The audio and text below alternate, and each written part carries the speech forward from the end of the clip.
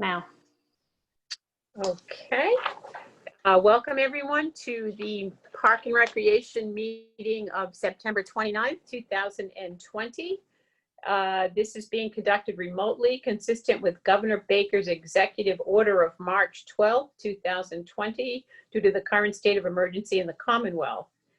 We have been advised and directed by the Commonwealth to suspend public gatherings, and as such, the governor's order suspends the requirement of the open meeting law to have all meetings in a publicly accessible physical location.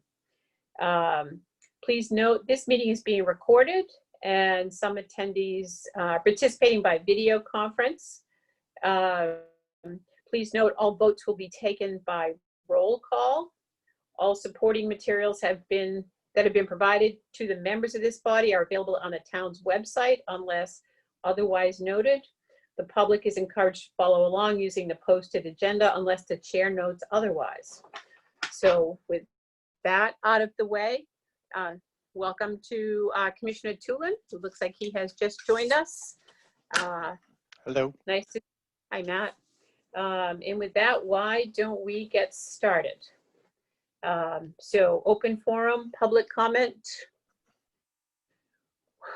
We have a guest, Stacy, right? That's correct. So Charlie McDonald from St. Joe's is here. And there's currently a flight going overhead, so I apologize. I'm going to bring him over so that we can have the discussion about Greensfield and St. Joe's, which is later in the agenda, but I like to bump it up so that we can get Charlie going.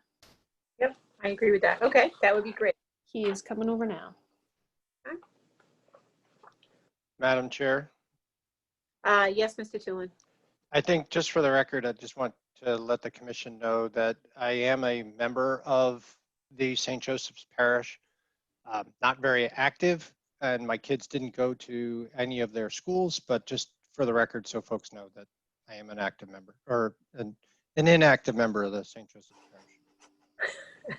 Okay, I think that was a lot of information. But Commissioner Tulin, since you said that, I will say I'm also a member of that parish. I won't quote on my level of activity, but I will comment on my level. But my children did also go to St. Joseph's School, both of them.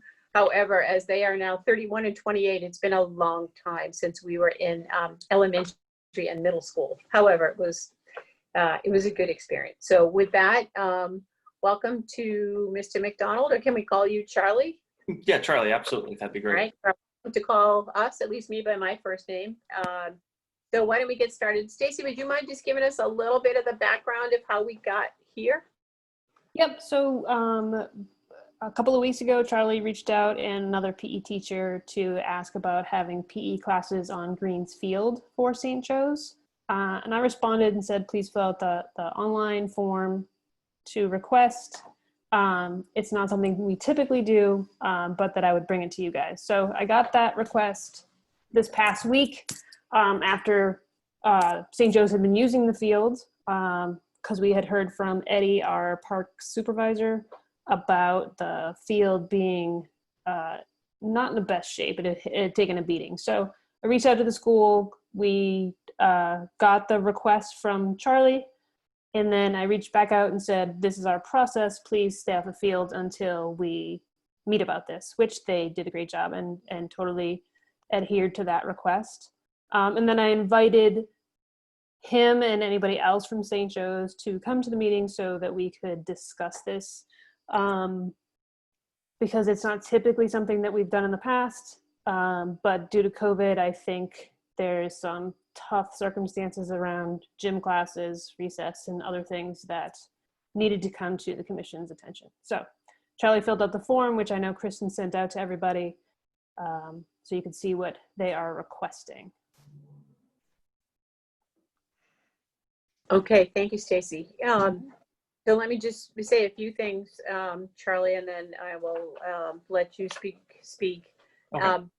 I don't believe that we have permitted Greensfield to St. Joseph's School in the past for phys ed classes or for recess. I believe we have only permitted it for the Civil War reenactment, which is a 1-day or maybe 2-day event. And we have perhaps for field day. And I think that, I'm not sure where you hold that, but it used to be at Memorial Park.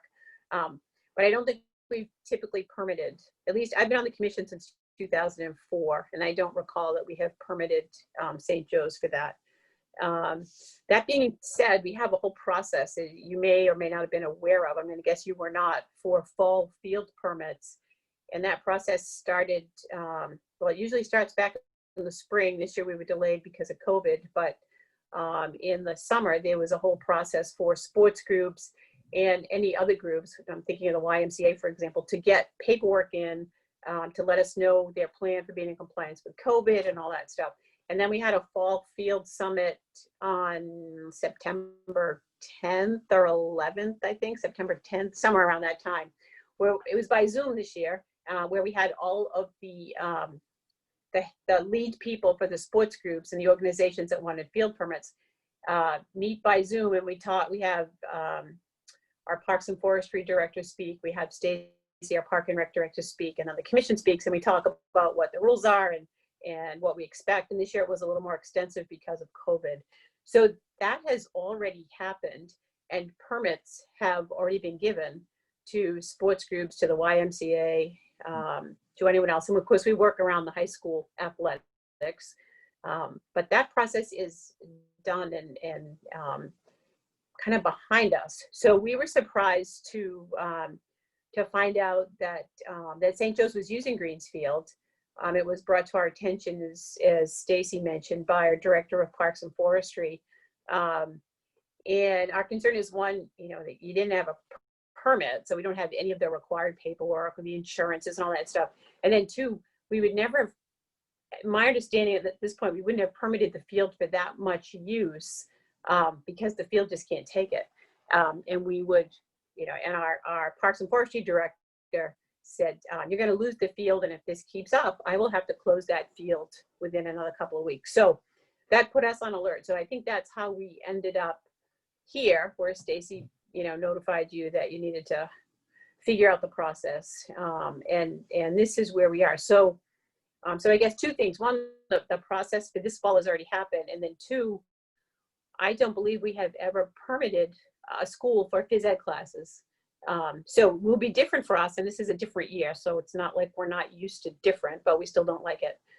But that's where we are. So with that being said, if you would like to say something, then I'll ask my commissioners to weigh in. Be happy to listen. Sure, absolutely. First off, just thank you so much, everyone, for giving me the opportunity to join this meeting and to speak on behalf of St. Joseph's School. I am one of the physical education teachers for the school. I'm one of two teachers there. My principal, Lauren Solomon, and vice principal, Dan Price, both gave me permission to speak on behalf of the school for this meeting.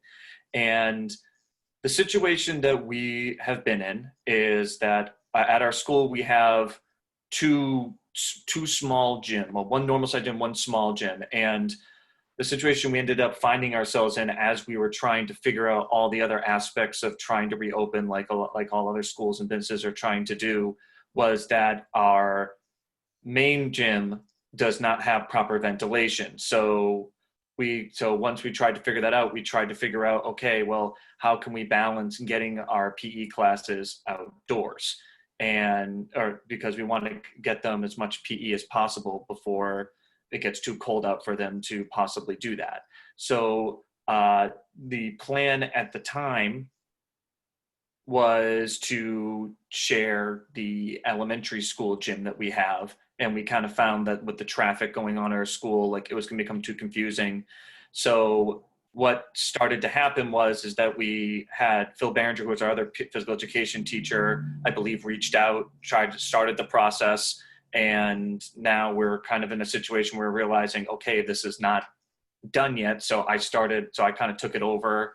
I kind of coordinated back and forth with Stacy. I spoke to her one time, and then our school started back up, and some groups started to go out on the field before we communicated. We apologize for confusion. The thing that most of those groups are trying to do, and what we're attempting to do for the kids, is to just get them outside at certain times for mask breaks. So a few groups were going out there to just give the kids a minute to take their masks off and spread out because the amount of space that we actually have at the St. Joseph School with the front grass right around the side of the school and the actual back parking lot is not a lot of space. So we're trying to figure that out. The main thing we want to use that field for is our physical education classes for all of our grades. So that's the main thing we want to use it for. The only other thing that we were hoping to possibly use it for, if it fits into the guidelines, what we can do is to also have, at possible, some classes be able to go out there at certain times to be able to take a mass break and spread out a little bit more. But if it becomes a situation where only the PE classes can get out there, we can figure it out. It was just because the field happens to be so close to the school, it fits very well for us to make that work and be able to get the kids out and in the period of time that our classes go on. So it would be great if we could use that during the time where it is nice enough to be outside and get those kids some fresh air. And obviously we want to make sure we're following all of the protocols, making sure that we are doing exactly what the town is asking of us if we are granted the ability to use the field for these classes. And the way it would work is our schedules between the middle school side and elementary school side are a little bit different. For years, the school used to be St. Joseph's Elementary and Monsignor Haddad Middle School. This is the first year where these two schools are merged. So now we're just St. Joseph's School K through 8. And but while that's going on, we still have separate schedules for our middle school and elementary. I teach the middle school students, and Phil Barringer teaches the elementary school. They go on a 5-day schedule. They only have classes going on Monday, Tuesday, and Thursday. I have a 7-day rotation that kind of changes as it goes, but I have no more than 3 classes that are 45 minutes long. And that includes the time where it's going to take to go to the class, take them out. So at most, each class would be on the field for about 30 minutes at a time. And then they would go back, and then they would be sent right back. And we are trying our best to try to come up with things to keep the kids engaged, moving around. But also we have a lot of protocols we're taking, just like everybody else is, to make sure that we are staying socially distant and we're offering games and things like that that are safe for all the kids, while also being able to get them a little exercise and fresh air to go along with it. Okay. I might have some questions, but let me turn it over to the committee. Do any of my commissioners have questions? Mm-hmm. Commissioner Gerstle. Thank you, Madam Chair. Charlie, thank you very much for getting on. And I was looking through your presentation. One of the questions I have, and you mentioned it through the beginning of the talk, is you said the ventilation. Is this something that the school is actively looking to, I guess, get up to par, or to, for lack of a better term, fix so it does fall within the regulations? Yeah. Or is this something that's going to maybe happen in the spring? Yeah, well, the big problem that we have with our middle school gym is that our middle school gym has only 2 doors. It's basically a normal size gym, but it only has 2 doors, and there's no windows that open in there. And so the ventilation has to be a certain thing. And I think they are looking into ways to try to fix that. But as of right now, just trying to get everything else up to par and fixing things and making sure that everything else is where it needs to be has been the focus as of right now. But from the last time I spoke with Principal Lauren Solomon, it is in the cards to try to figure that out as well. Okay, all right. I have other questions now, but I'm gonna let some of my other commissioners speak. Okay. So.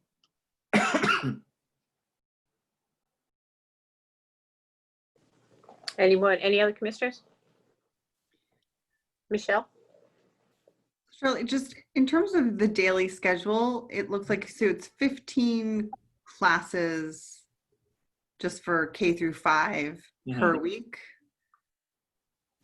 what is on average. And then the middle school runs 5 a day. So that would be, I mean, on average, that's a large chunk of the day that there would be some group using the fields. Yes, our goal would be that since we can use the elementary school gym, our goal would be that on certain days that we could possibly have one group in the elementary school gym, one group out on the field when that worked. And then I believe that there are a few circumstances where there might be one of the days in the middle school's 7-day schedule where the elementary school schedule that they both would have to be out there. But I believe it's a very rare occurrence where we would not have one group inside the gym and one group outside. And based on the schedule that I last sent to you, I'm actually having, I teach health for the school as well. So I kind of like bounce between the two. And now based on my schedule, I can send an updated version if needed. I'm actually, in total, I have 12 PE classes that I teach between 6th and 8th grade throughout that 7-day cycle. There's actually one day of that 7-day cycle where I actually don't have any PE classes. So, and there are 2 of them where I only have 1. So while there are days where I have 3, and obviously, like you see, the elementary school schedule has a lot going on Monday when on the 3 days that they go on. But based on all of that, we believe that we can make it work where we can have 1 in the gym and 1 outside if that was what we were allowed to do. And if you didn't have access, what are the other options that you have for PE? Mm-hmm. So the other 2 options that we've considered is we do have the back parking lot area behind our school that we're using. We can attempt to use that. We'd have to cuff because that's the space that we use a lot for our recess, and that's the main spot we're using right now for our mass breaks. But if we have to section off part of it and kind of figure out timing a little bit better, that's what we would plan to do in that regard. Our goal is to not have kids running around on the blacktop. If we can avoid that, we'd rather have them in grass or something like that if that's possible. And the only other thing that we are considering beyond that is just sharing the elementary school gym, and me maybe possibly doing more health classes and less PE for the middle school for this year. Okay. Commissioner Doolin? Thank you. Charlie, I've got one question for you, but first a question for our director.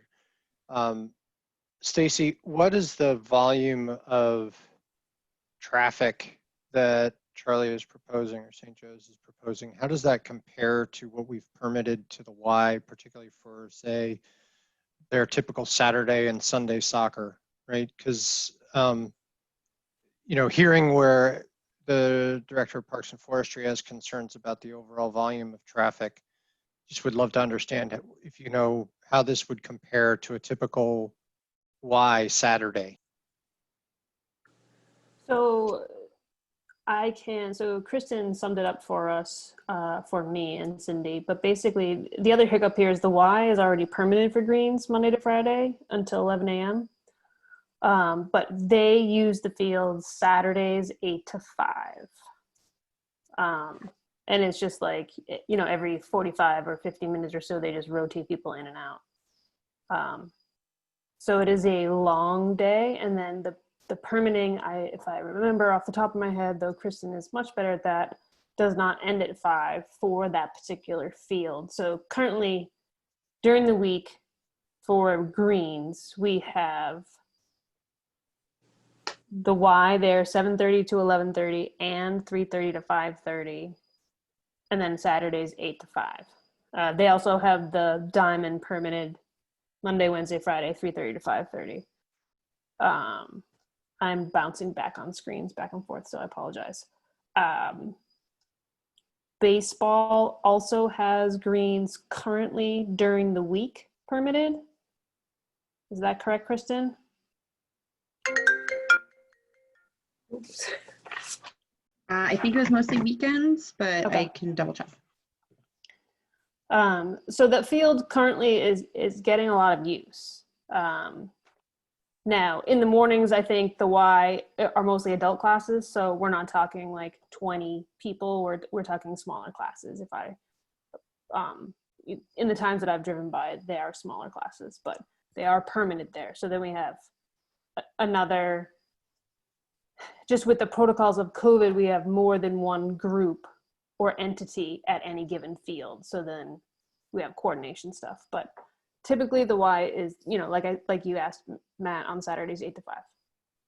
Yeah, I guess that's great. Well, I didn't know that we already had a permit there, so that to me, we already have a permit, it's already granted, so we'd have to see what, if we were considering this, would have to be outside of that permit time. But I was trying to get a sense of the volume, because I know that on a Saturday at the Y, there's hundreds of kids and parents there, maybe not now, right? I'm just trying to equate the traffic. So if Charlie's talking, 100 kids on that field all day, which is a proposal, it would be the equivalent of what the Y does every Saturday, right?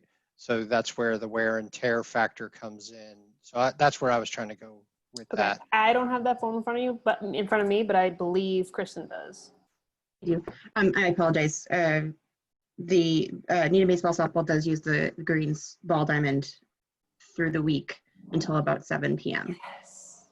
Nailed it. A couple weekend games, but other than that, it's mostly weekdays until about 7. This year with the WISE protocols and the way that they've worked out their their Saturday soccer schedule, there's a maximum of 50 kids, and that's for spacing. And of course, there's spectators, and that volume is obviously much less than it typically is on a single day. And they don't usually use it that much during the week, so it does give the field a chance to rest, and it also allows for maintenance to occur by our parks department. Okay. So I guess, Charlie, if I could just sum it up a little bit, and I'll also throw it back to the commissioners if there are any comments. Well, I personally am very sympathetic to the students getting out, and especially right now. I understand how important it is to be out in the fresh air as much as possible for a whole bunch of reasons. I think we're struggling with, 3 things. One is St. Joe's doesn't fit nice and neatly into our policy, which is generally geared towards sports groups. But we do deal with a nonprofit with the YMCA, so we could figure it out. But that's one issue. But the other 2 issues are we've already permitted this field. So this space is kind of already spoken for. And then third, with the amount of use and traffic that I think your school would have out there, our field can't take it. So as much as we run sports groups and we're all about activities and parks and youth getting out as well as adults, we also have to worry about the grass growing, surprisingly. And so the fields have to have a certain amount of time that they're not in use so that they can grow and not become dirt and dust bowls. Because if that happens, they come offline and it costs the town money to redo a field and people lose time. So we always try to balance the use of the fields with trying to keep the fields in good shape. So I think those are the 3 issues we have. And if we could figure out, some way to fit St. Joe's under our policy as a nonprofit group, I don't know how to get around the fact that it's already permitted, and the fact that our Parks and Forestry Director has pretty much told us to cease and desist any additional use on that field.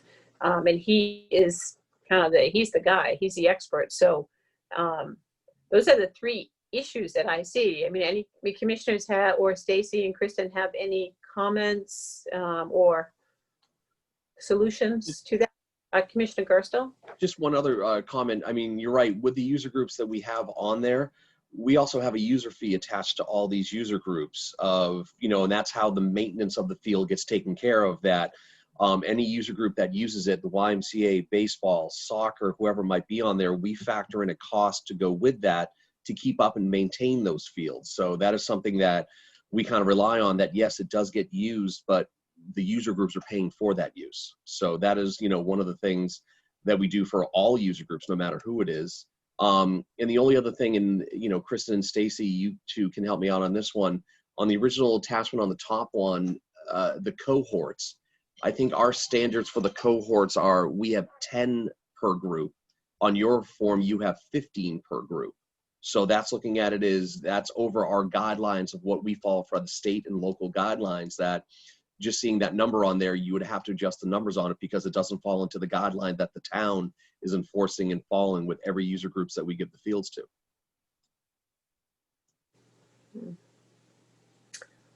Yeah. Any other comments from the commission? Yeah, Commissioner?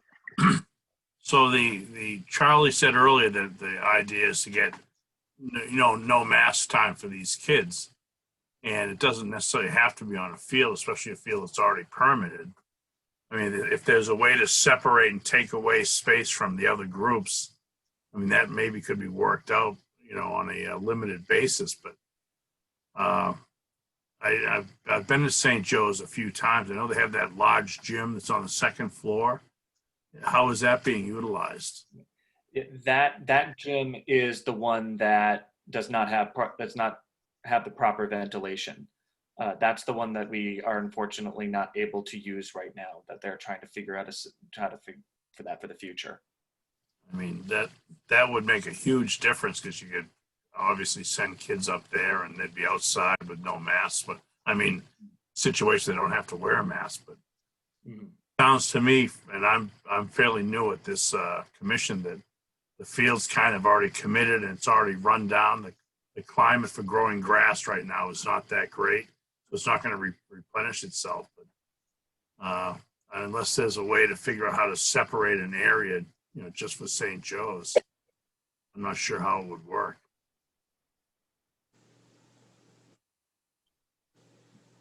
Can I add something to? Yeah. Okay. So the biggest thing for us right now is obviously if we could have a situation where we could run PE and use it for kids to have mass breaks, that would be great. Our primary focus is for the PE classes. So if it worked out where we could figure out a PE class system, that's more where our focus is for St. Joseph's, to try to get those kids outside. And we completely understand that there are other permits that are going on here. Just speaking to us, we really appreciate this opportunity. And if there was a time frame where you said, like I was mentioning that there was a time frame in the middle that maybe they're not using it, but there was a time where you said, okay, well, between 12 and 2:30, because 2:30 is the end of our school day, that time is available, then we'll have to do something with we can work with our scheduling to make sure that that's the time that we use it, and then we can figure out another system for any classes that don't fall into that. Okay. I think our director has a comment. Stacy? I kind of wish everybody would call me that like all day long, like here in my family Director? too, but they don't. Charlie, I think just so you know, the commission makes the final vote on anything, but it's pretty clear that we cannot offer you what you are requesting. But, and I will defer to the commission, or at least give them some food for thought. If there's a way to do, say, one PE class per day, because the window between 12:30 and 2:30 is short, and we have to get our maintenance guys on the field on a regular basis. And they also end their day around 2:30 or 3. So if there is some sort of rotating schedule where maybe within the course of a week, you know, we had 5 or 6 classes out on the field total, maybe we could make something work. Again, this is for the commission because this is new to the commission. It's a new policy, but it wouldn't solve your problem, but it would get the kids out on grass potentially more than they are if we can't do anything. So I am not a final decision maker. I am just offering a suggestion for the commission to potentially roll around. Yeah. Anything that we can get, we would appreciate, even if it was, like you said, we could have one class a day, every day. Like we would, even that would be beneficial for us. We just really want to try to get those kids out. And if that's what the town is offering us, then we would be very grateful to get that opportunity. Okay. I think Matt Tulin. Matt, you have a comment? Yeah, I guess going down the solutioning path, like our director, Charlie, is it possible that something different could be worked out? And again, I don't know. This is floating it to the commission as well as you. But what if your PE classes utilize the basketball court and the playground?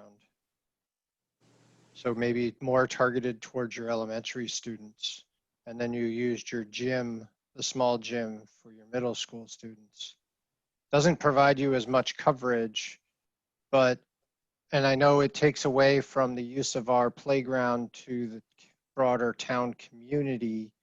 And I know that, you know, that is a heavily used park for our much younger, you know, toddler sized students. But I don't know if that would be something worthwhile for us all to consider as a potential alternative solution, is doing that.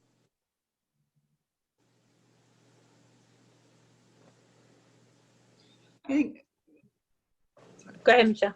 just in that vein too, I think leveraging the basketball court and even, you know, an area adjacent to, like, from the grass perspective, could be a solution too. You could get two groups outside and kind of protect or rotate between, you know, adjacent grass next to the basketball court. So there might be some sort of compromise in terms of the actual areas within the field that are used in order to get a bigger group out there.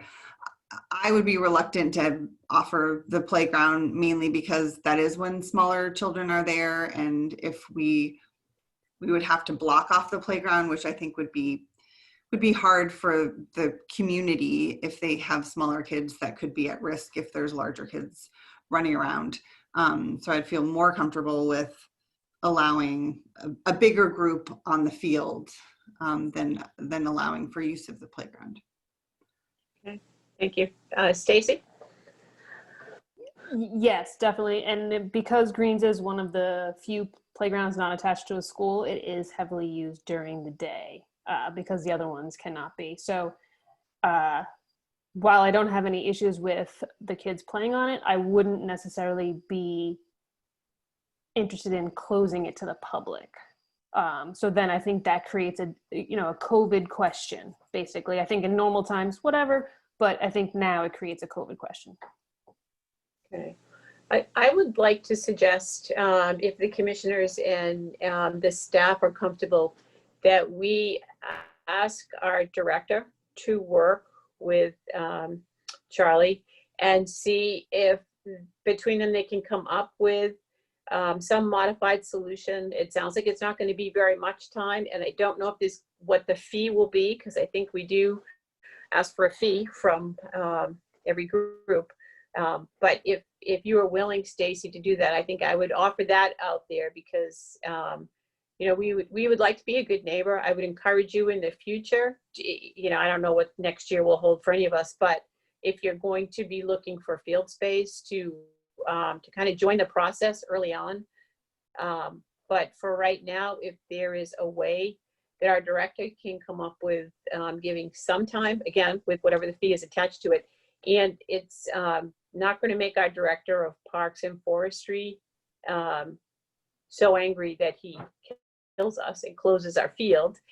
So we need him to be on board with this. But that would be the only solution I can come up with. I don't think it's nearly what you're asking for at St. Joe's, but I just don't think we have that field space to give right now. We don't have a field, and it's already permitted. So I would throw that potential action out to the commissioners and see what you think of that, and see if our director is willing to jump into that. Gee, thanks, Cindy. It's on camera. We're videoing this. We called you director. Thank you.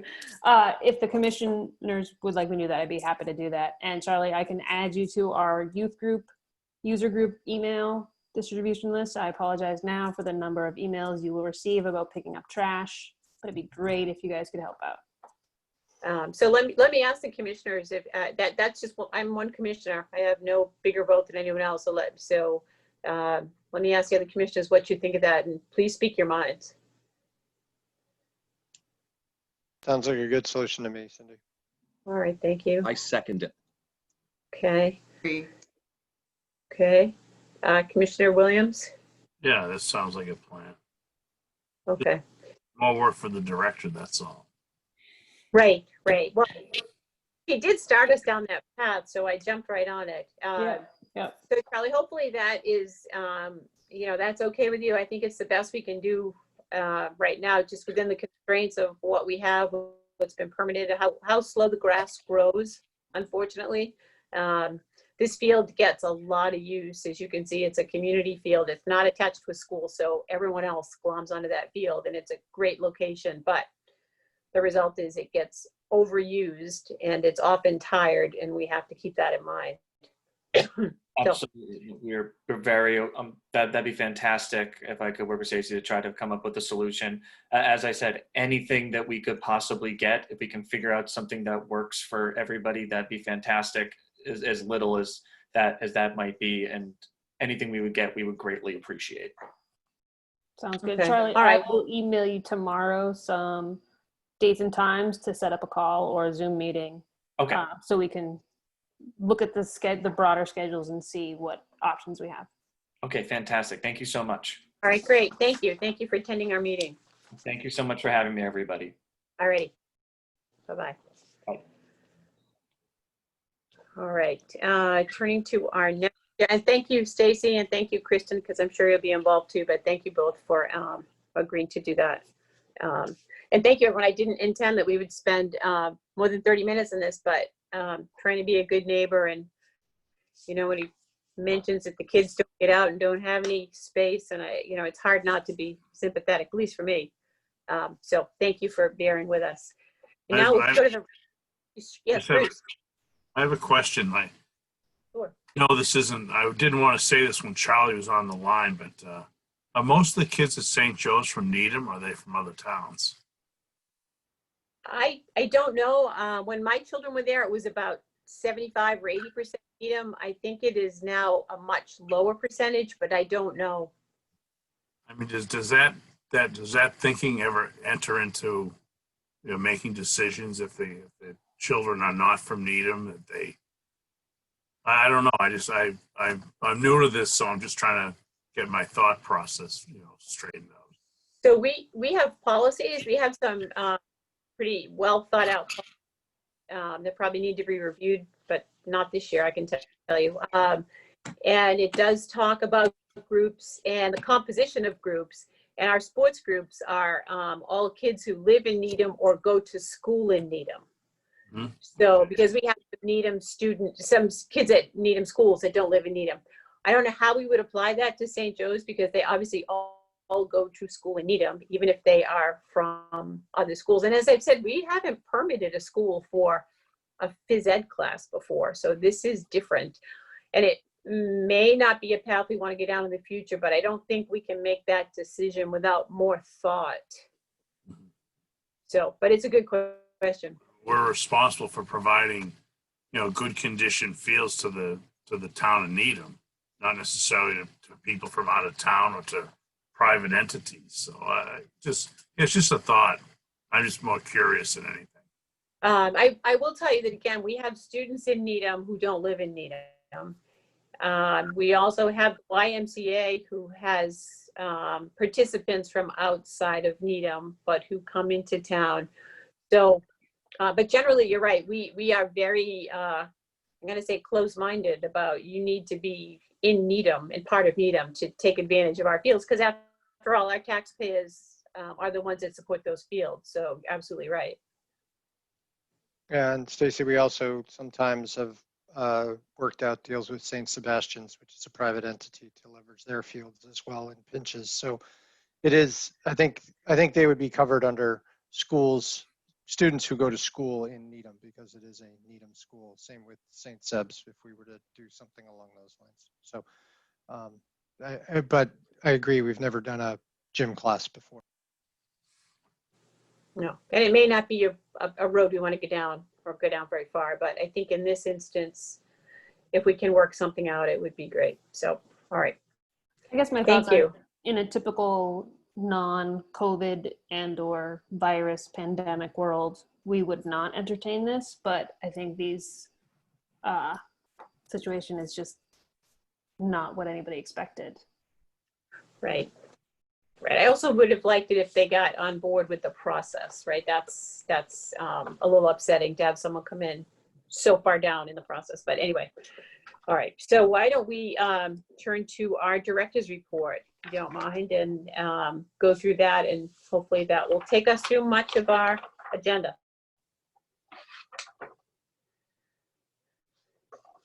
Stacy, you're up.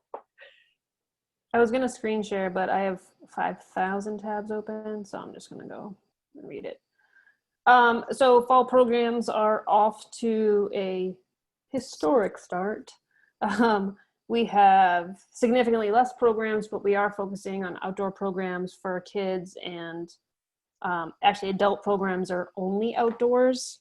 And that is because we do not want to limit seniors' ability to register for programs, but because the CAF is not doing any programming indoors, we don't want to offer any programs indoor either. So for the fall season, we're only offering outdoor programs for adults and seniors.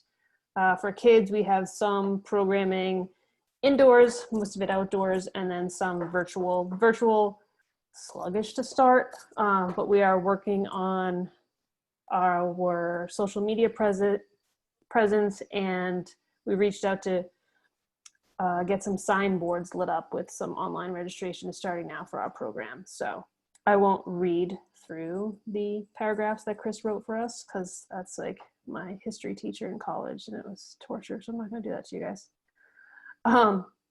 The pools at the RRC, Weston and Sampson was awarded the bid, we signed the bid, and we are waiting for the next step in the process. Fun fact that we just found out is that our pool crew has been quarantined because somebody got corona. So that means they're all in quarantine for 14 days, and we are still waiting on a date for when they can come down. The Weston and Sampson pool. The Winston Sampson pool. The Weston and Sampson crew. I thought it was ours. No, Yeah. not our crew, but the Weston and Sampson crew that works at our pool is quarantined at the moment. Rumor has it was because of Belmont, so I called the Belmont director, John Marshall, and gave him a hard time, and he pretends to not know about it, but I don't believe him. So we're just waiting on a date for when that can come in. I mean, just one more Corona joy, basically, is what it comes down to. Fields and permitting. Well, a lot of this is about St. Joe's. Trash is a big concern. I talked to Eddie a few times last week. Kristen talked to him and talked him off a cliff a few times. He may lose his mind if the trash continues to be such an issue. And while I purposely said to him, like, are there enough trash barrels? Are we doing our part? Are there enough bins at these fields? Like, is there anything we can do? The answer is the trash is everywhere, and it's not in the trash barrels. And the broken beer bottles are its own thing. And so we are hopefully going to try to coordinate with student council and see if we can get them to do some push over at the high school about taking care of the parks and fields. I did speak to Dan Lee and said, I'm not saying it's the high school kids, but it did tick up once high school started sports. So I just want, and I don't necessarily think it's the athletes. I think it's just kids on the fields and kids out and about. So we're hopefully going to do something with student council or the athletes or whatever. Michelle? Which fields are impacted the most? Memorial. Cricket's the best so far that I can see, that I hear from Eddie, although there's a lot of dog poop. It comes down to Eddie's staff is very frustrated with the amount of dog poop they're picking up and the broken glass. And they are, Kristen talked to Eddie more last week because she is a saint. But she can weigh in about which fields. I mean, he does have like a laundry list of like, these are the fields that are just junk and these are the fields that are okay. Kristen, do you? So not a surprise, it's Pollard and DeFazio who have users on them every single day, as well as Memorial. Like you said, cricket seems to be fine, minus golf balls that keep getting trapped in the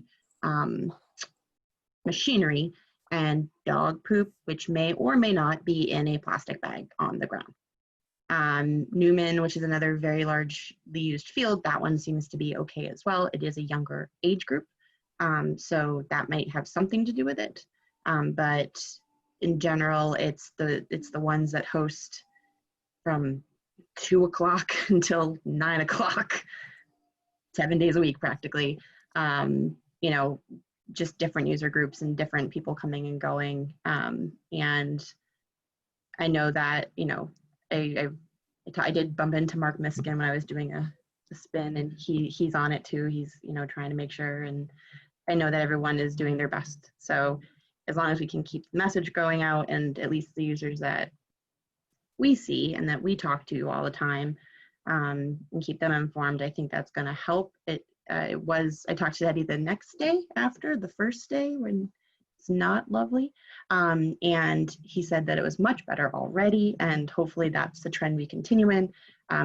Since then we've had a weekend, and it was a little hairy after the weekend use, but again, that's an 8 to 8 or 8 to 9 day for some of the days, and there's a lot of people coming and going, so it's a lot of people to impact. But generally, as long as we continue to drive the message home across the board, that's our best initiative. So Commissioner Gerstle? Just a quick question. Kristen, I thought it was a great letter that was sent out, and I apologize, I don't have it up in front of me.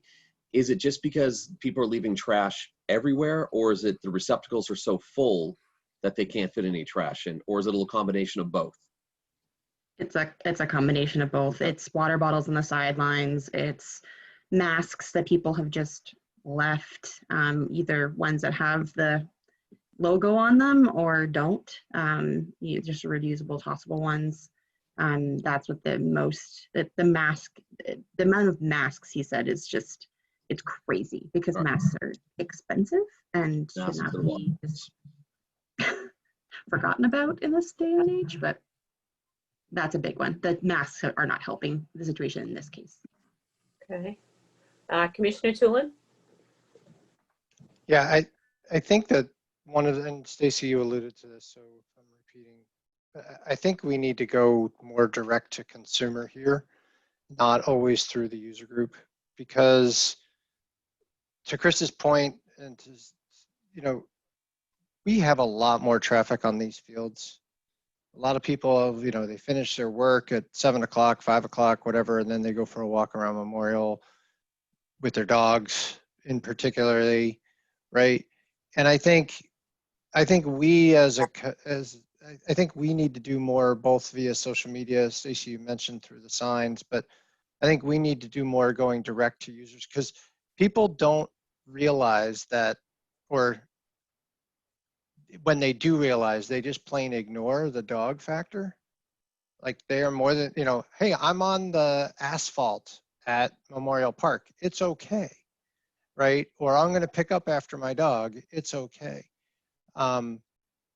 And then the third thing I would say that we could add to that message is, for turf fields, it should only be water, right? So if we could go back and reinforce that turf is only water, there is no Gatorade, there is no juice, there is no anything, and then maybe we could put something together, Kristen, with your social media skills, but as well as something direct to the consumer, that we can try and drive. I think that will help, because I think it's not just the user groups. I think the user groups are a big factor and they add to the traffic, but it's not just the user groups. There are more and more people out all the time, and, you know, people playing golf at cricket, or, I mean, Claxton, it's always been an issue, but they're playing golf at cricket, you know, all that stuff. We just got to go right to the users. So I went over to DeFazio. I went the last 2 Saturdays, and the Saturday before this one, there was a guy there with a dog. I saw red. He had a child playing soccer in the what's the field inside the track? Is that Conroy? Anyway, so I walked over to him and said, you know, sir, I'm from the Park and Rec Commission, and there's no dogs allowed to this facility. And he said, oh, I thought he was standing outside the fence of the track, and he said, I thought it meant inside the track. And I said, no. I said, and look around. Do you see any other dogs? And of course, it was packed with people, and there was not a dog in sight. And he says, oh, where can I stay? I said, in the parking lot. You need to leave. Where are you from? And he said, I'm from Brookline. I said, well, then you should have got an email from your coach. So anyway, I kicked him off, and I was so mad I didn't look for trash. This past weekend, I went back. There were no dogs, so I looked for trash. It was probably about 2:30, 3 o'clock in the afternoon. There was very little trash. I mean, I think I saw 3 water bottles around that whole facility at that time. And then I looked in a trash barrel. I felt stupid, but I looked. It was maybe a quarter full, so it was not overflowing. So it didn't look terrible at that time, right? So that was maybe 3 o'clock is actually a little bit later on a Saturday, right? So I don't know when that trash accumulates. Is it later in the day? Is it Sunday?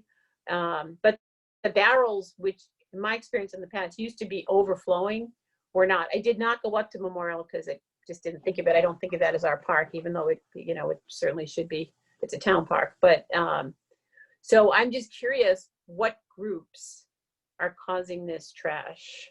And I think we should perhaps hire a monitor to be at the fields and look at when the trash is piling up and be able to tell people, pick up your trash, tell the coaches, pick up your trash.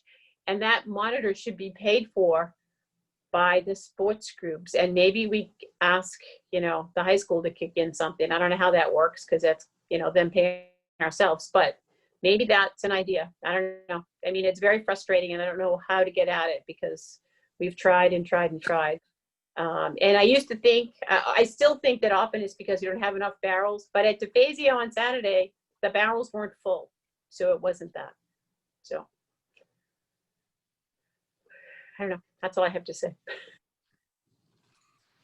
No, Cindy, I have the same experience. I've been at DeFazio every single evening this week at 7 o'clock picking up my daughter from soccer, and I look at trash every single time I go. Yep. And I really haven't seen it. So, you know, I go over to the turf, I go over to the pavilion, and then we have track on Sunday mornings, and it's meticulous. There's no trash, and if there's any trash, I pick it up and I put it in the trash barrels. So it's somewhere in between that time, and so that's what I'm trying to figure out. Like, I'm either not at the right fields where the trash is, or I'm missing, or it's been one game where people just haven't been respectful, and it's. So I just don't know if it's all the user groups or there's just been a particular, like some particular groups that just haven't been adhering to the rules that are wreaking more havoc than the general population of teens. So. Yeah, Stacy. So I think Eddie's biggest complaint is probably from his guys, which are typically there in the mornings, Monday to Friday. So we can't pin it necessarily on any user group. Obviously, the T-ballers are not causing the broken beer bottles, but so that's why we are going to reach out to the high school and the student council and get their buy-in to do their own social media presence about this, about taking care of their own areas. I mean, Memorial Field is technically not their field, but it's their space. So, you know, often teens listen to teens better than the rest of us, and whatever platform works, then hopefully they will work with us. But so that is the plan, to work with not just athletics, but potentially student council to get that out there. Because you're right. I think a lot of the user groups, for the most part, are pretty good. But we don't know what happens afterwards. Right. Commissioner Tulin. Yeah, one last thing, Stacy, one thing to keep in mind, and I'm sure Eddie's all over it, but the high schoolers just started back at school this week.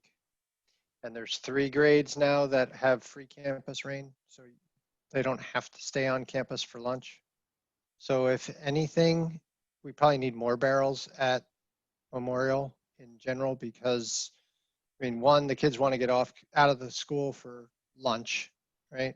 I haven't even talked to my son. It was his first day, but now you have 3 grades that can go off campus for lunch, where it used to be in the past only 1 or 2. So there's just going to be a higher volume of trash in those fields and those uncovered barrels. So it's just, maybe there's something else we can do there during the day, because it's just going to be you're going to have the lunch crowd and then the field user group crowd. And the kids might throw it in the trash. And Cindy, I think you saw this with Dave Chico. They throw it in the barrel, but then the birds or whatever, they're uncovered barrels, and then it gets tossed around or thrown by the wind on those given days. So again, Eddie's usually all over it, but it's just, I think we're going to see more trash at those schools, just because the students are getting outside and eating outside more. Yeah. Commissioner Williams, you had a comment? Yeah, one of the things I think that we could probably do pretty easily is, it sounds like it's the high school kids that are leaving beer bottles and trash around Memorial, but our policy in the past with the high school teams has been that the captains of the teams are responsible for making sure that the fields or the locker room or the rinks are cleaned up. So if we contact Dan Lee and say, can you contact the coaches and implement a plan where these captains are now aware that they have to make sure the fields and are all picked up and the trash in a receptacle. And I don't think that'd be that difficult to do. As a matter of fact, I can contact them if you want and say, can you get in touch with your coaches of these field teams and ask the coaches to make the captains responsible for picking up after they leave the field? Pretty easily. Yeah. I don't want to get stuck on this subject for too long, but I do want everybody to keep in mind that Eddie's team is still working at half capacity as well as RTS. So while it's great that we've got 3 years of high school kids that can leave the building, that does create more trash, but we don't have more people. And more barrels is great, but if RTS is also working at half capacity, they can't just suddenly empty the barrels more and more often. So I think it has to be a community effort for this, and because I think while COVID is happening and we're trying to get the kids out as much as possible, it is creating other issues elsewhere, and a lot of it is falling on Eddie's plate.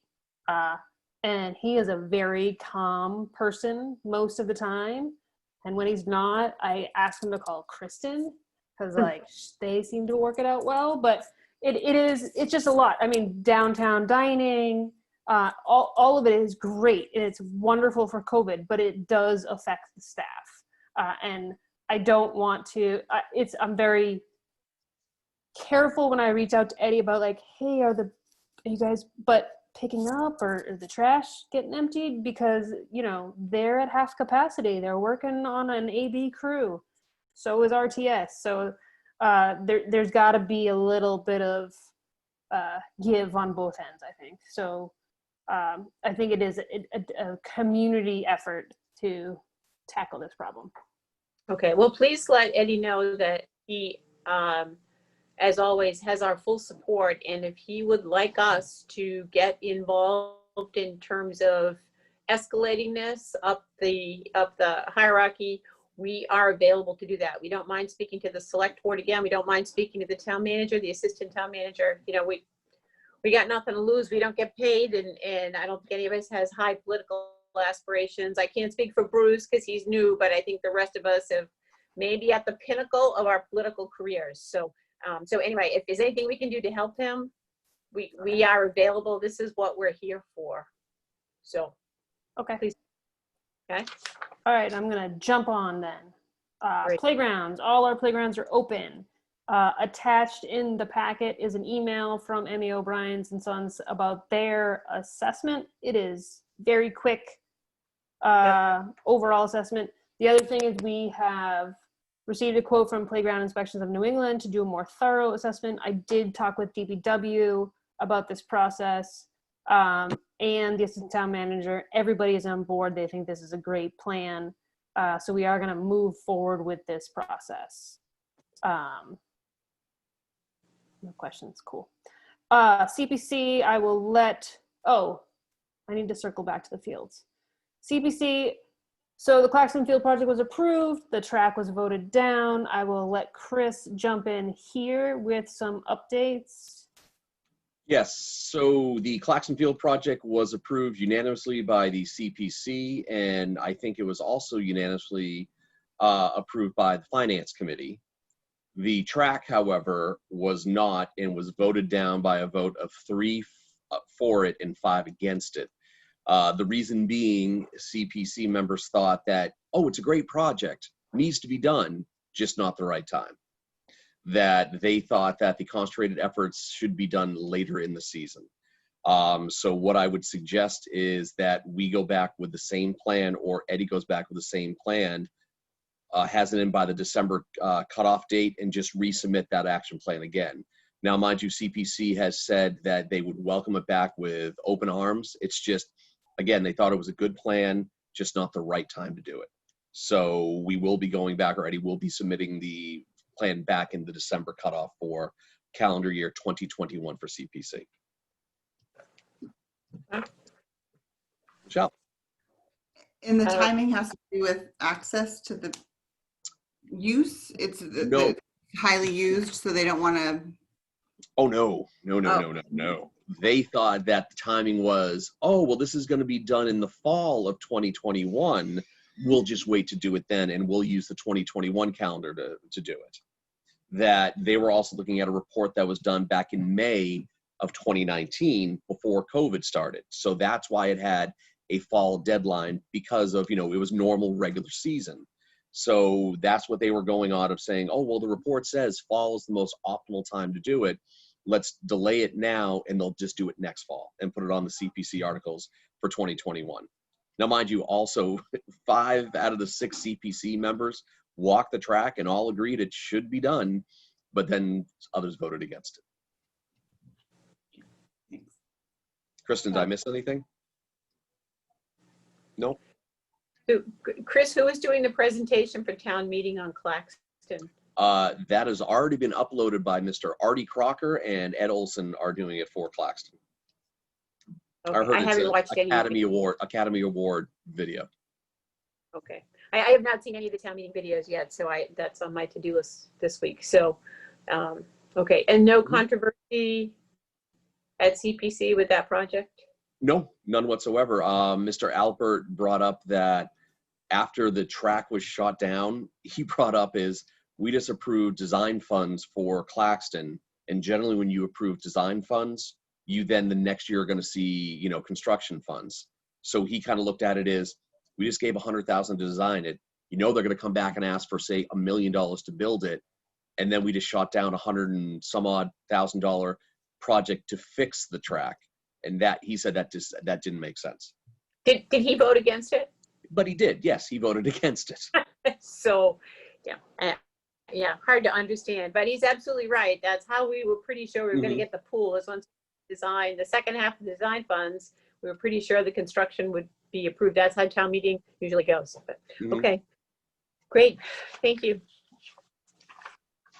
Stacy, Chris, maybe when we put the track back on, I know we were scrambling a little bit, and Kristen, I don't know if any of the stakeholders I reached out to actually followed through, but maybe we should reach out to some of the stakeholder groups more ahead of time to get some more town input on this, because I think they may have been I don't know, Kristen, if the high school coach or the Friends of Needham Track ever reached out with anything tangible. No, they just said that they would be happy to be a part of a video or write a letter in support of it. And I mean, I think if it goes through the next CPC cycle, it will come to May's town meeting in 21 for 22 funding. Then I think. I'm saying I think what we should do is get them into the CPC meeting. So Chris, let's strategize that, where we get the head coach of track and field, Michelle, we get the Friends of Track, Needham High School track, and then maybe John Rones and yourself speaking for the Needham Track Club. Should be, I think if we show some community support beyond an empty room or an empty Zoom, might help. We should pull in Girls on the Run too for that. That's great. Yeah. And that would probably be, so if the application goes in December, it then goes in front of the CPC committee, say beginning of January, to deem if it's eligible. And then by February, you would probably have your presentation by the proponents. That would probably be the date or time frame that you would have to have these user groups ready to go.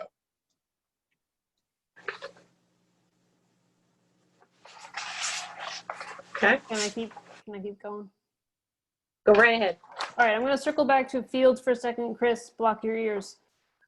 So field permitting is going great, except for baseball, who just cannot get it together as far as what they're requesting and what they're using. So I'm calling a Zoom meeting with their commission member and their field schedule and anybody else that needs to be on the meeting and Kristen to really iron out exactly what they're requesting, when they're requesting it, where they would like to be, and if they need lights, so that we can tie this in a bow and I get no more angry phone calls on the weekends. Mm-hmm.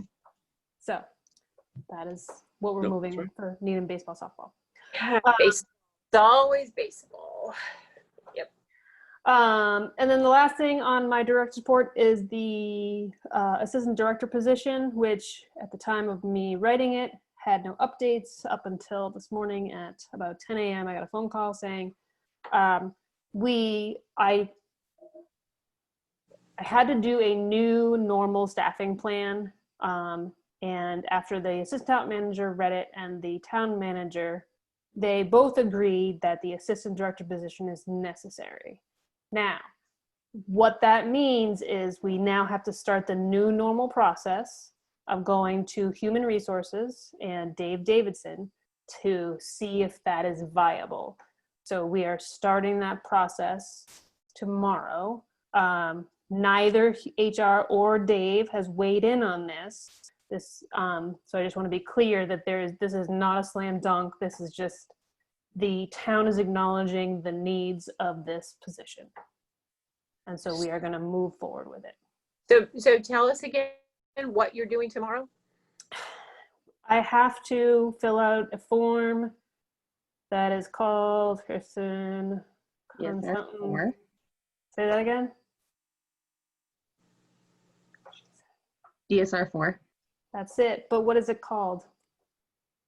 or a PPAF. Nope. It's the, Oh, the certificate of necessity. that's the one. That's the one. Oh, Certificate of necessity. Yep. So that starts the process.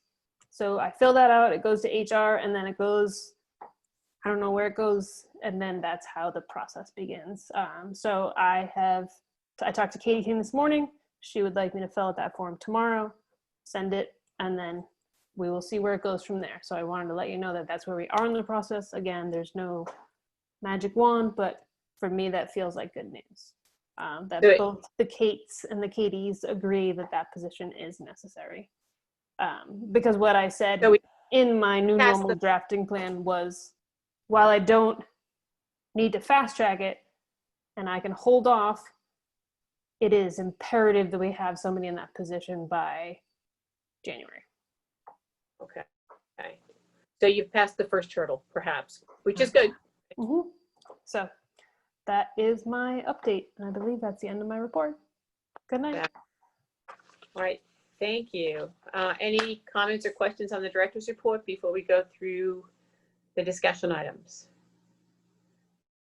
Seeing no hands raised, I would say thank you, Stacy. Let's go ahead. List of projects, the boat launch. No updates. Yeah. Walker Pond, I believe we have a meeting. Actually, no, we don't have a meeting scheduled. It is going before the Conservation Commission October 8th. Is that? I thought it was the 7th, but I could be wrong. Anyway, around that time frame. Sorry, I might have the wrong date, but so that will be on the agenda of the Conservation Commission. It'll be interesting to have them weigh in on that project. But I think we're kind of at a standstill until that meeting. Is that? Yep. Okay. That's correct. Rail Trail. Anything going on with the Rail Trail? So I am the new head of the Rail Trail Committee. So thank you. I am going to pull together a meeting soon. So there's nothing new to update except for I am working with Youth and Family Services and the town manager's department, and the selectmen have given us approval to move forward with the graffiti situations on the fence on the rail trail and potentially actually at the tunnel between Pollard and DeFazio, working with kids to use graffiti in a very artistic way and have them help us put some art on these fences. So instead of them tagging them in a negative way, having them tag them in a very positive way. So we are working with Youth and Family Services, and she has a couple of artists in town that are super excited about this project. So she is working with them, and then we're all gonna collaborate and figure out how we can move this forward sooner rather than later, because it is hard to spray paint in the colder weather, apparently. Yeah, okay. Stacy, Okay. just quick question. Did you get that email that I forwarded you from James Goldstein? All right, I did. just want to make sure you got it. Thank you. I got it before I was appointed the head of that, so I was holding off, but now I have to go back It's and dig it official. up. It's Director, official. director. So that's where we're going with the rail trail. Okay, great. Open space plan, any updates No on new that? updates. We are digging up some information, and on my to-do list this week is to contact Patty and find out what information I can get from her. Oh, And okay. on the conservation side, they're doing the same. I believe Deb's reaching out to, is his name Matt? Yeah. Matt, So she's reaching out to Matt to find out like where we all are. okay. I mean, I would think that would all be in the files and folders I could turn over to you, but I'll stay out of that. Thank you. Okay. Facilities, skate park. What's the update? What's going on with our skate park? So I had some great ideas for the skate park, Michelle. We were going to put it in the upper lot at Rosemary, right? Super visible. People can drive by. You can park on one side. You can skate on the other. The police can go by. Talk to Eddie. I have to go look at it because it doesn't sound like it is in good condition. And I'm getting mixed messages on this about the wear and tear on this thing. So I unfortunately have not gone out to Ridge Hill where it is stored, but that is on my to-do list to go look at it and see if it's something like we can actually fix and take care of, or if it really is like a done deal. I don't know, and Eddie is concerned about the state of disarray it's in and the safety of it. So I do have to go look at it. We've had it for one season. Right? Was one summer? Maybe? Was it just two? maybe two? When I talked to him, it sounds like, now I don't know, but it sounds like in typical fashion of a lot of our facilities, it gets put in and then people walk away. And with something that is semi-permanent, it needs a lot more care. More oil changes, tire rotations, all those things. And it didn't get those things. That is my understanding. I don't know, and I have to go look at it. If there are some pieces that are decent, we're going to put them in the upper parking lot. But like I said, it's been a little hectic, and I should have gotten there last week, and I didn't. That's a surprise because the last time we saw it, it was in fine shape, and there was no mention to us from anyone that there was anything to be done.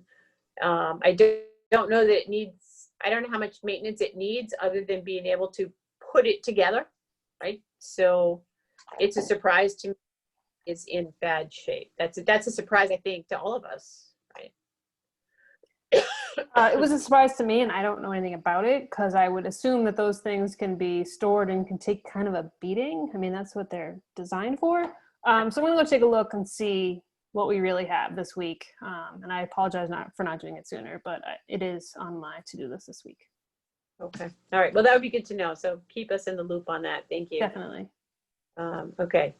Tennis courts. What's going on with tennis courts? Nothing and everything. Eddie and I are working together to come up with a maintenance plan and talk to some tennis court manufacturer maintenance crews. In the limited opportunity that I've had to see the courts, they all need some TLC. And some of our basketball courts just need to be retarred and redone. So what the plan is, similar to the playground plan, is to take a look at these, see what kind of maintenance we need to put into them, how much is it going to cost, and then every year, what do we need to replace? Every 2 years, what do we need to replace? Nets seem to obviously all go at the same time, but like, what do we need to replace them every year and keep a couple of the not great ones as backup so that we can replace. Again, my understanding is we get a facility, it gets put in, it's beautiful, and then we walk away, and there's no maintenance budget for it. So the plan is to take a look at them as a big picture, see what we can do in the short term, and then see if we can come up with a yearly maintenance plan. similar to what we do in the fields. Like every spring we do X, Y, and Z in the field. Every fall we do this. Every 6 weeks we do this. Courts don't need it as often as fields, but they still need a plan. So Eddie and I are working together on that. Okay, it would be nice to know if anything needs to go into the capital plan for tennis courts and basketball courts. Yes. Any questions from the commissioners on that? No? Okay, all right. Great. Greensfield, I think we have covered completely. Mm-hmm. The 1775 walk. No updates yet. The plan is to have the first meeting in November, December. So I will update you then. It's just a placeholder on our agenda until then. Okay, all right. On to action items. Minutes of the meeting of June 22nd were in the package. Is there any questions? Commissioners, do you need a minute to look at those, or any comments or questions? I'd like to make a motion to approve the minutes of June 22nd for the Park and Rec Commission. Second.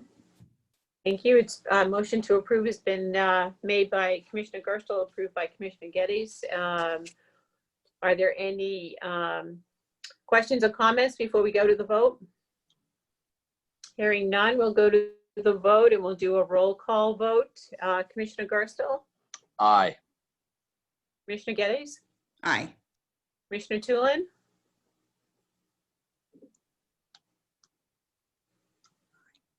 I abstain. You abstain. Okay, Commissioner Williams? Aye. The chair is also an aye. Passes with 4 ayes and 1 abstention. Thank you. Thank you, Kristen.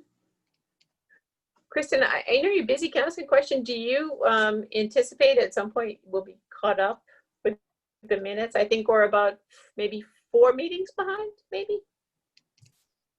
I had high hopes to get to going from here on out.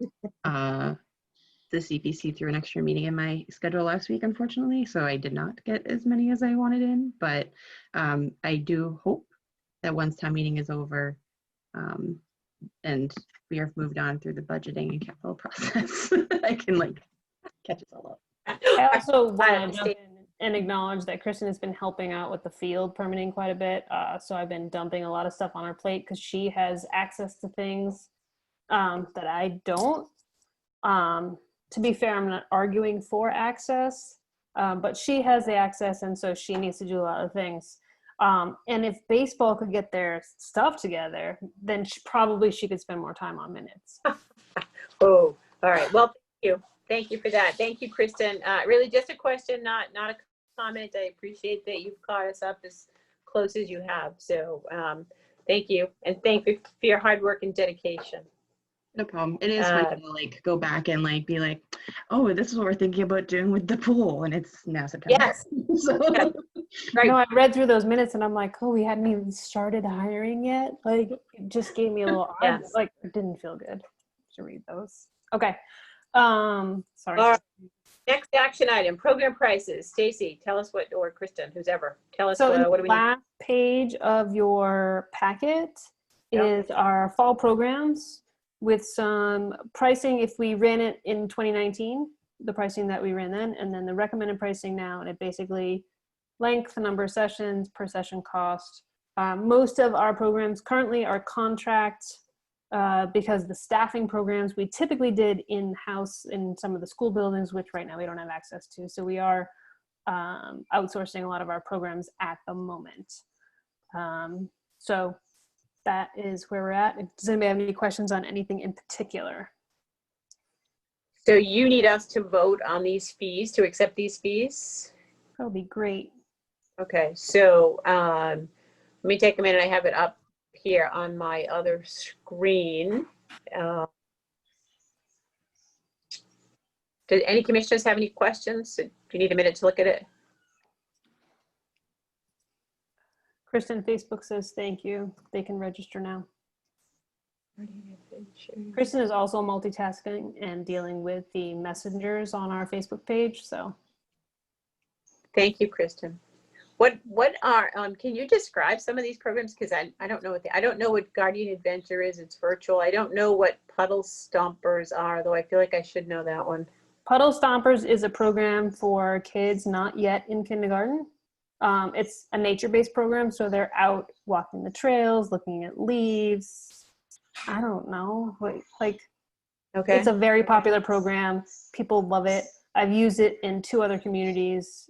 It's a great program, and so they're doing the trails around Rosemary right now is where they are focusing their program. Guardian Adventures is a Chris Burnham program. It is for people that like, I don't know, D&D or that kind of program. I don't know, it's like coding, or Kristen can weigh in. He started talking about the history of weapons and I zoned right out. I don't even know. We didn't run that one. That Oh, one's thank God. they It's were like a history of weapons program. Like, there's fencing. So this one is like role play and battle monsters virtually. So it's very, if you're familiar with Dungeons and Dragons, it's very focused on this in the same way, but it's at a more younger, approachable, and you can definitely dress up like a wizard if you would like. And it's encouraged, and it's over Zoom, so you can see them.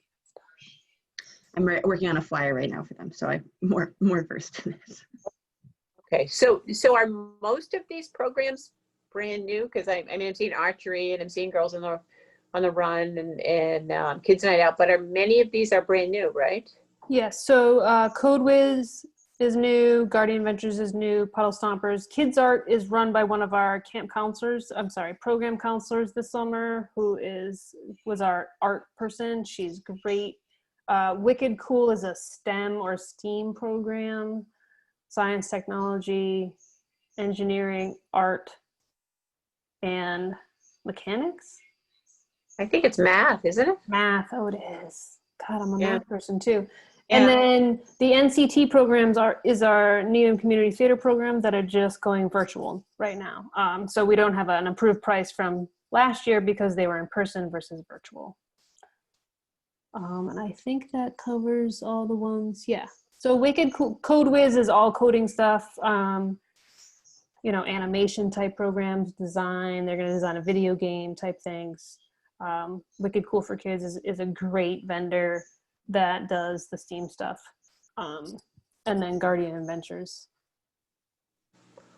So you are able to run Kids Night Out, Kids Art. Those are the only 2, but you're able to run those inside, or are those going to be outside? I mean, they're at the complex, but those will both be inside in the multipurpose room at the ROC, following protocols, limited numbers, participants, separation, masking, all of that. Questions for the commissioners on any of these? No. Then I would entertain a motion. We can either do them program by program, but if you'd like to make a motion to recommend all of the pricing that's on the sheet, I would entertain that also. Madam Chair, I'd like to make a motion to approve all of the 2020 fall fees listed on the sheet. Thank you. Seconded by Commissioner Tulin. Thank you. Any further discussion? Hearing no request for that, why don't we vote on these? Roll call. Commissioner Gerstle? Aye. Commissioner Geddes? Aye. Commissioner Tulin? Aye. Commissioner Williams? Aye. The chair is also an aye. It passes unanimously. Thank you. I think that is it for items. Our director has listed our next 3 meetings, I believe. If you would check your calendars and make sure that those meetings work for you. You can certainly let us know about that. If it doesn't, please let our director know, just to be sure that we, as always, that we have a quorum for those nights. Issues not reasonably anticipated by the chair. I don't have any. I think our director has something.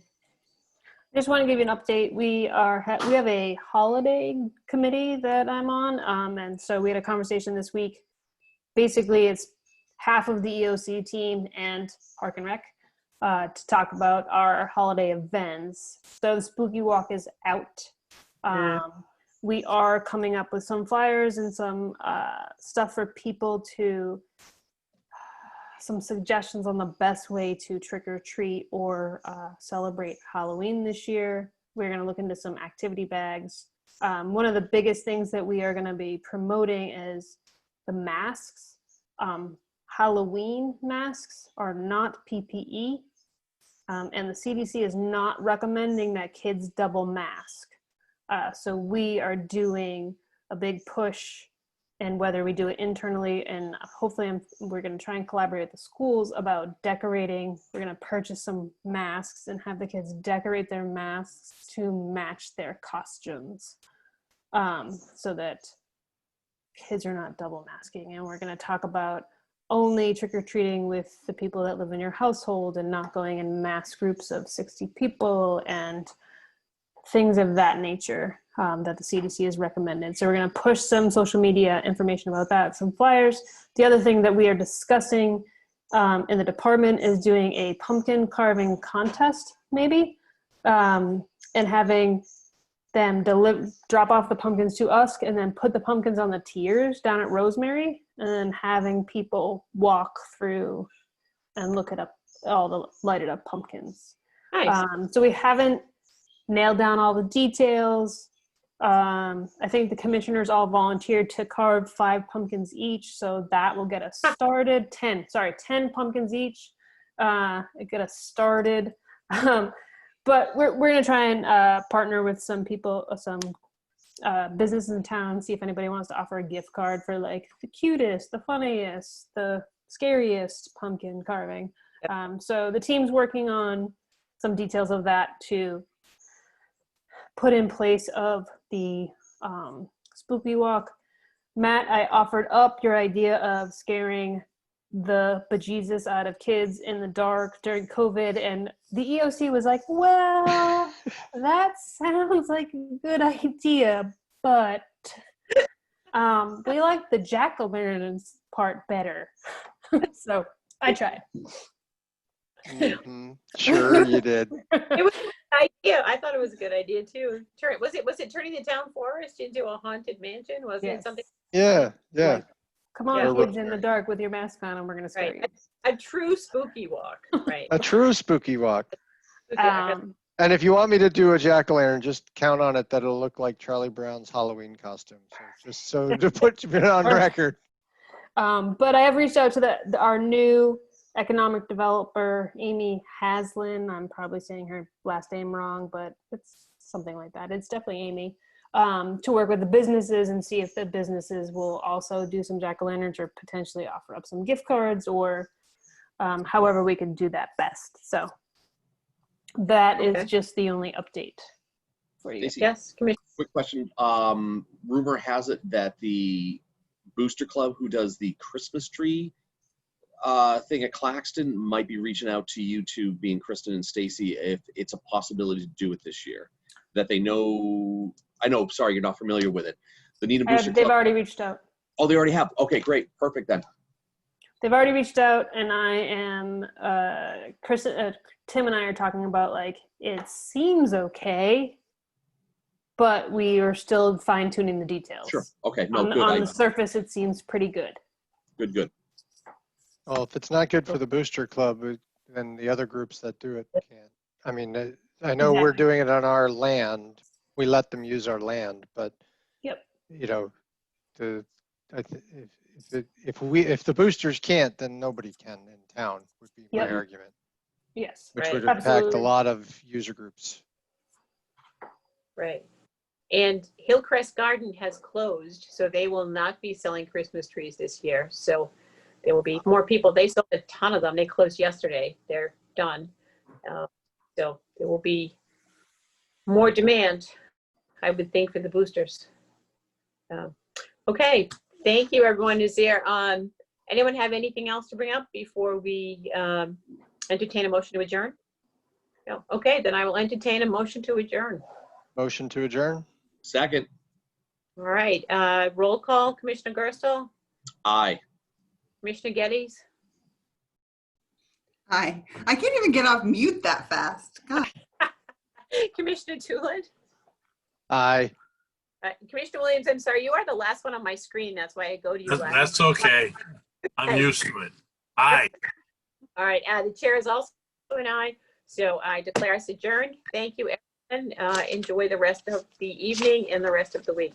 Thank you. Thanks, you Thank you. too. Thank you all. English is a W last name. Aye. Bruce.